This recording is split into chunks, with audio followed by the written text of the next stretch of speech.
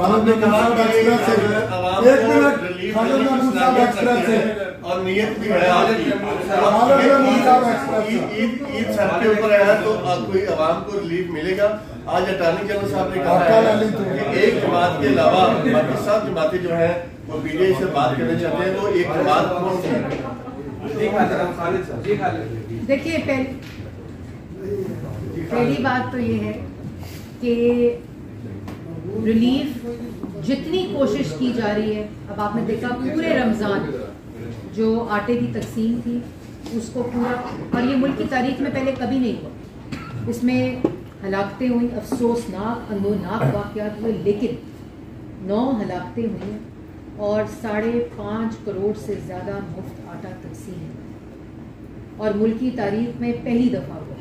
نہ اس طرح کا ہیومن ریسورس موجود تھا, نہ اس طرح کا انفراسٹرکچر موجود تھا, لیکن جب نیت تھی, صلاحیت تھی اور اہلیت تھی تو ہوا. جب ایک مقصد تھا کہ عوام کو ریلیف دینی ہے تو ہوا. اور اس کے بعد جو آپ نے سوال کیا سپریم کورٹ کے بارے میں, تو میں اس کے اوپر ہمارا موقف پارلیمان سے بھی اور حکومت سے بھی,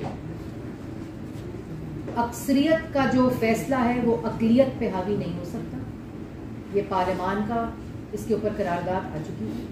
پارلیمان کا فیصلہ آ چکا ہے, اور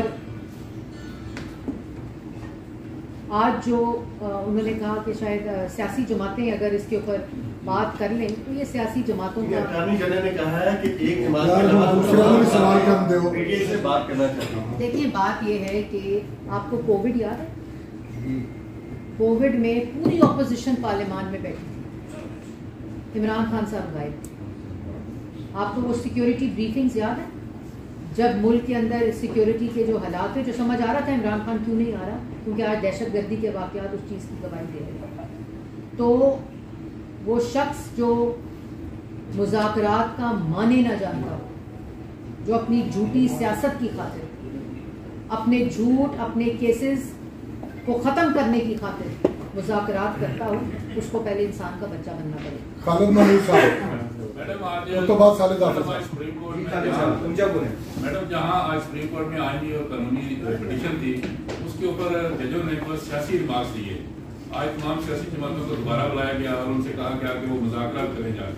کیا آپ کی پارٹی, آپ کی جو پوزیشن ہے وہ جائے گی وہاں تک؟ دوسرا میڈم یہ کہ پیپلز پارٹی کو اختیار دیا گیا ہے کہ وہ عمران خان سے مذاکرات کرے جاتے ہیں. دیکھیں یہ کولیشن گورنمنٹ ہے, اس میں ہر چیز آج تک اللہ تعالیٰ کے فضل و کرم سے, جو دشمن کہتے تھے کہ یہ اتحاد ختم ہو جائے گا, ایک دن بھی نہیں جب کل پرائم منسٹر نے بھی بات کی, وہ نہ صرف اتحاد اللہ تعالیٰ کے فضل و کرم سے اور اتحاد کی وجہ سے قائم ہے, بلکہ عوام کو ریلیف دینے کی نیت کی وجہ سے بھی قائم ہے. اور ہم ذمہ دار جماعتیں ہیں جنہوں نے پاکستان کی ترقی میں اپنا حصہ ڈالا ہوا ہے, عوام کے روزگار میں اپنا حصہ ڈالا ہوا ہے. ہم ملک کو نقصان پہنچانے کے لیے, ملک میں انارکی کے لیے, فساد کے لیے کسی کی راہ ہموار نہیں ہونے دیں گے. اور آپ نے سیاسی ریمارکس کی بات کی, تو پارلیمان سے واضح قرارداد یہ آ چکی ہے کہ ہر ادارہ اپنی آئینی حدود میں رہے, اور دوسرے اداروں کے جو حدود ہیں اس کے اندر انگریس کرنے کی ضرورت نہیں ہے. ہر ادارے کی ذمہ داری آئینی طور پر آئین کے اندر درج ہے, اور جو فیصلہ ہے وہ آ چکا ہے, اور یہ جو سماعت جس کے اوپر آج تک سماعت ہو رہی ہے جس پٹیشن کے اوپر, وہ مسترد ہو چکی ہے. ظافر صاحب, میڈم یہ بتائیے کہ یہ جو ابھی مذاکرات کا ڈول ڈالا جا رہا ہے, اس کی فرمائش کہاں سے آئی ہے, اور کیا اس کے لیے جو ایجنڈا ہے اس کو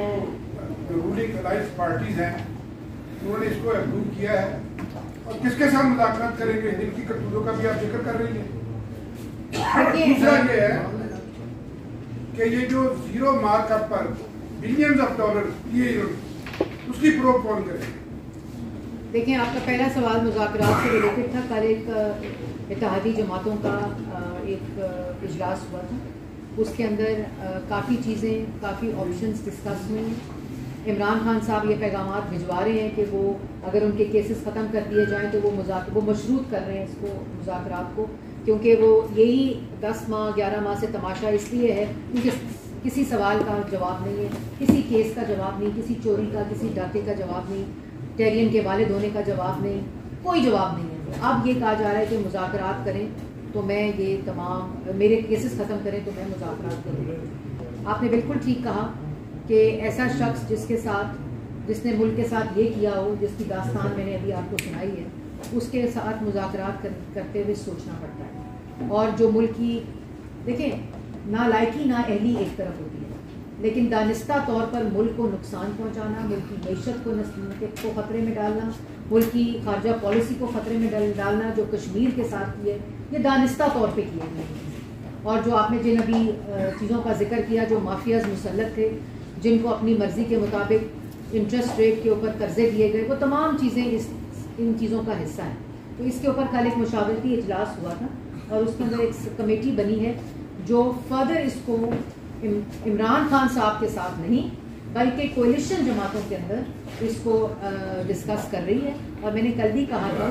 جو کچھ چینلز نے اس مشاورتی اجلاس کی کچھ خبریں لیک کی، ایک رائے ہے، ایک مشاورت ہے، اس کو جب حتمی شکل آ جائے گی، اس کی جب حتمی فیصلہ ہو جائے گا تو میں خود اعلانیے کی صورت میں یا آپ کے سامنے آ کر اس کو بیان کروں گا. ایسے لوگ عوام میں پاپولر نہیں ہوتے، ایسے لوگ منہ کے اوپر بالٹیاں، کنستر اور ڈسٹ بن ڈال کے پھرتے ہیں. میرا کوشچن یہ ہے، آپ کو بھی آئے ہوئے 1 سال گزر گیا، آپ کی باتیں ساری صحیح مان رہے ہیں، جو کچھ آپ نے دکھایا. سب سے بڑا کام جو ہے یو کے گورنمنٹ نے جو پیسہ بھیجا، اتنا بڑا کیس آپ نے صرف اس کو عدالتوں کے رہبر کرم پہ چھوڑ دیا، فارن فنڈنگ کا کچھ نہیں کیا. آپ نے تو اس کو ہاتھ بھی نہیں لگا سکے، گرفتار بھی نہیں کر سکے. آپ کی بہت ہی آپ بڑے بھی ہیں، آپ کے ساتھ میرا تعلق بھی ہے، لیکن آپ کی انفارمیشن میں صرف اضافے کے لیے یہ بات کہہ رہی تھی کہ تمام کیسز عدالتوں کے اندر ریفرنس کی صورت میں ٹرائل کے اوپر موجود ہیں. ہم عمران خان نہیں ہیں کہ آتے ہی سیاسی مخالفین کو بغیر کسی کیس کے،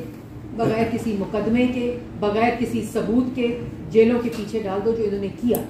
ہم نے ثبوتوں کے ساتھ، اداروں نے اس میں